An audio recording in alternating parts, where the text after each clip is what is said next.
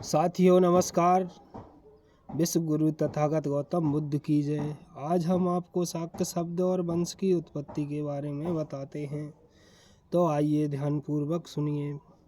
पाली त्रिपिटक में शाक्य शब्द सर्वत्र मिलता है। शाक्यों की उत्पत्ति के संबंध में दीर्घ निकाय के अम्बट सूत्र में भगवान गौतम बुद्ध स्वयं के मुख से विवरण मिलता है। भगवान बुद्ध ने अम्बट माणवक को संबोधित करते हुए कहा कि प्राचीन काल में राजा ओक्काक ने अपनी पिया मनापा रानी के पुत्र जंतु को राज्य देने की इच्छा से राजा ने अपने बड़े पुत्रों उल्का मुख करंडू हत्तिनिक शनिपुर को राज्य से निर्वासित कर दिया।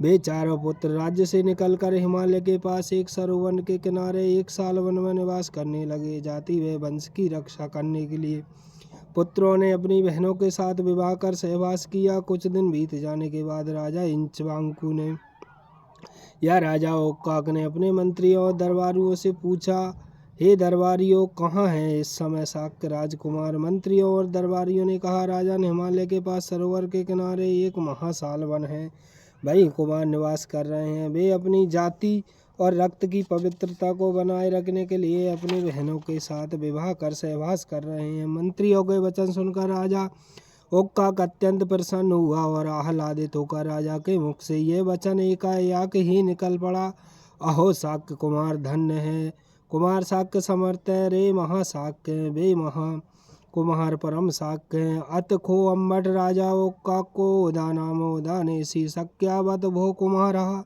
परम शक्यावत भो कुमाराति तदग्ग खोपन अम्बट शक्यम पंचयांति।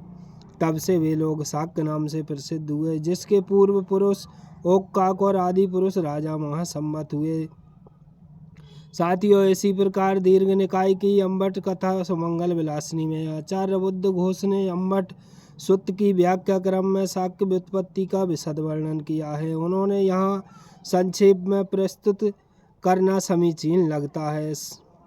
शाक्य वंश के आदि पुरुष राजा महासम्मत वे एक प्रतापी राजा थे। महासम्मत के बाद उस कुल में उनके पुत्र रोज हुए और फिर क्रम से वरहुज, कल्याणक, वर कल्याणक, मानधाता, वर मानधाता, उपोषत, चर, उपचर, मकादेव, ओक्काक पैदा हुए। राजा इक्ष्वाकु की 5 रानियां थीं। उनमें से ज्येष्ठ रानी के 4 पुत्र और 5 पुत्रियां थीं। उन पुत्रों के नाम क्रम से ओक्का मुख, करंडू, हस्तिनिक, शनिपुर और पुत्रियों को जन्म देने के बाद बड़ी रानी की मृत्यु हो गई। तदंतर राजा इक्ष्वाकु ने पुनर्विवाह किया और नई रानी से जंतु नामक पुत्र पैदा हुआ। नई रानी मनापा के प्रभाव में आकर 4 पुत्रों और 5 पुत्रियों को राज्य से निर्वासित कर दिया। निर्वासित होने संतानें हिमालय की तराई में चली गईं, जहाँ कपिल ऋषि का आश्रम था। कपिल ऋषि के आदेश पर आश्रम के समीप ही निर्वासित संतों ने एक भव्य नगर का निर्माण किया, जो कालांतर में कपिल ऋषि के नाम पर कपिल नमक नाम से विख्यात हुआ।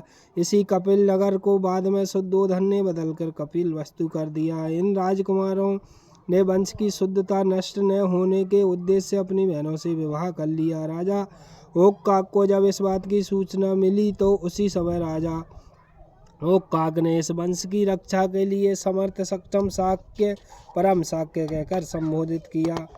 राजकुमारों की इस शक्यता या समर्थता के लिए वे शाक्य कहलाए। दीर्घ निकाय के अम्बर सूत्र तथा सुमंगल विलासिनी में ये वर्णन मिलता है कि जिस वन में कपिल ऋषि के आश्रम के समीप राजकुमार निवास कर रहे थे, वहाँ महाशाक वन कहा गया, जिसे आज भी नेपाल में सकुआ वन कहा जाता है।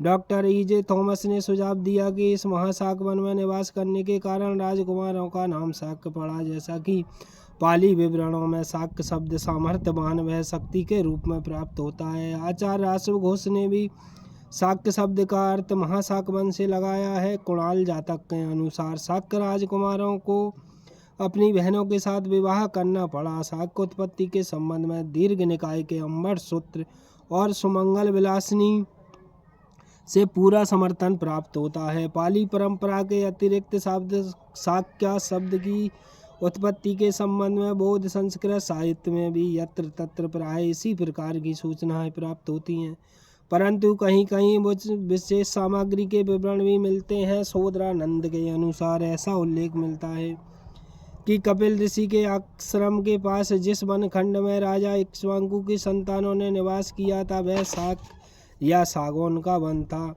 शाक वनों से परिवृत भूमि पर निवास स्थान बनाने वह रहने के कारण वे शाक्य कहलाए।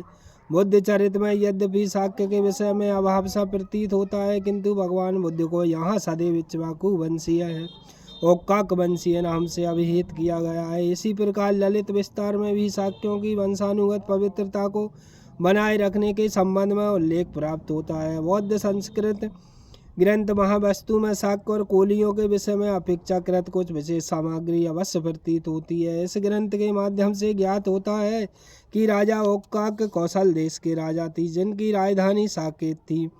शाक्यों के पूर्वज साकेत से ही निर्वासित होकर कपिल ऋषि के आश्रम पहुँचे। उन्होंने यहाँ अपना नगर बसाया। निर्वासित पुत्रों की सूचना के संबंध में यहाँ उल्लेखनीय है कि पाली ग्रंथ सुमंगल विलासिनी में जहाँ पुत्रों की संख्या 4 के निर्वासित होने का उल्लेख है, वही महावस्तु में 5 पुत्रों के निर्वासित होने का वर्णन किया है। उनके साथ 4 पुत्रियों के बारे में भी जानकारी प्राप्त होती है। शाक्यों के पूर्वज साकेतवासी थे। यह सूचना केवल श्रीलंका के एक ग्रंथ महावस्तु से प्राप्त होती है, अन्यत्र कहीं नहीं।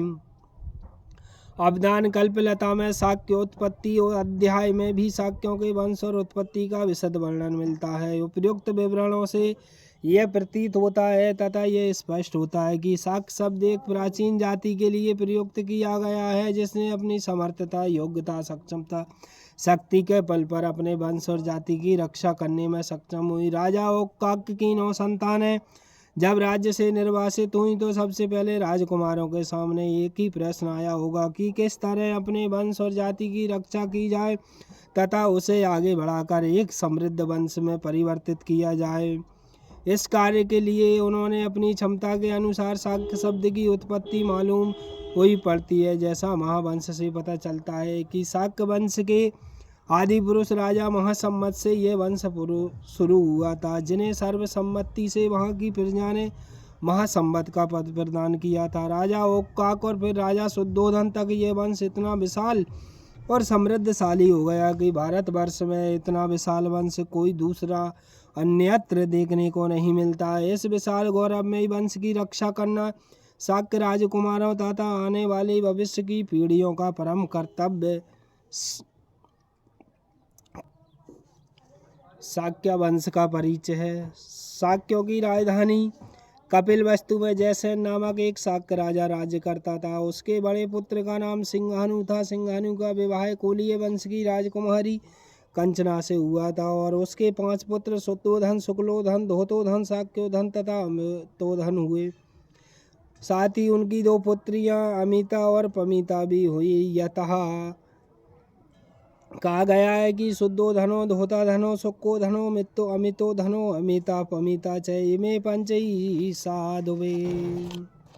शुद्धोधन के पिता राजा सिंहवानी की मृत्यु के उपरांत ज्येष्ठ पुत्र होने के कारण शुद्धोधन का राज्य अभिषेक हुआ और राज्य कपिलवस्तु के राजा कहलाए। राजा शुद्धोधन ने देवदाह के शाक्य राजा सप्रबुद्ध, जिन्हें सुप्रबुद्ध भी कहा जाता था, की ज्येष्ठ कन्या महामाया और कनिष्ठ कन्या प्रजापति गौतमी दोनों से विवाह किया था। देवदाह के राजाओं को कोलीय भी कहा जाता था। इनके मूल पुरुष महाराजा राज ऋषि राम को बताया गया है। महामाया से सिद्धार्थ और महाप्रजापति से नंद और सुनंद नाम की 2 संतानें प्राप्त हुई, परंतु महावंश के अनुसार महामाया और प्रजापति आंजन कोलीय की पुत्रियां बताई जाती हैं। आंजन कोलीय के 2 पुत्र दंडपाणि और सुप्रबुद्ध हुए थे। आंजनस्य है दुबे धीता माया चात प्रजापति पुत्ता दुबे दंडपाणि सुप्रबुद्धो जैसा किया। डॉक्टर भीमराव अंबेडकर अपनी पुस्तक में बताते हैं कि राजा शुद्धोधन पहले प्रजापति से विवाह करना चाहते थे, लेकिन ज्येष्ठ कन्या का विवाह न होने के कारण राजा शुद्धोधन ने ज्येष्ठ महामाया, कनिष्ठ प्रजापति दोनों से विवाह कर लिया। राजा शुद्धोधन धनी एवं पराक्रमी थे। उनके पराक्रम के कारण शाक्य वंश का लोहा, कौशल और मगध जैसे विशाल और शक्तिशाली राज्य भी मानते थे। उसके पास बड़े बड़े खेत तथा अनगिनत नौकर चाकर थे। कहा जाता है कि कपिलवस्तु में धन धान्य की किसी भी वस्तु का अभाव नहीं था। इस कारण इस नगर का नाम कपिलवस्तु कहा गया, जहाँ पर शाक्यों द्वारा राज्य किया जाता था। राजा शुद्धोधन के खेतों को जुतवाने के लिए हजारों हरणों को चलवाते थे। राजा के कई महल थे। राजा शुद्धोधन के भाई शुक्लोधन के 2 पुत्र महानाम तथा अनिरुद्ध थे तथा अमितन के पुत्र आनंद और देवदत्त थे। इनकी माता का नाम सुमंगला था, जो राजा तपोधन की बहन थी। तिब्बती परंपरा के अनुसार ये वर्णन बताया गया है।